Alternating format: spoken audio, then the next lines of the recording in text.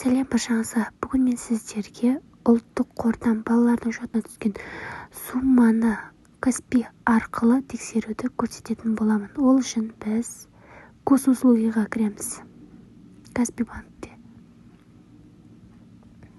Госуслугидан кейін цифровые документыды басамыз. Енді ең төменге қарай түсеміз. Обновить список документов дегенді басамыз.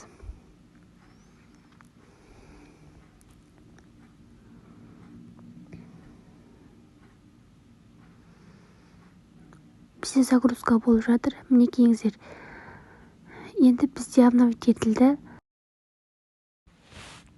Бізде начисление из нацфонда деген ашылды.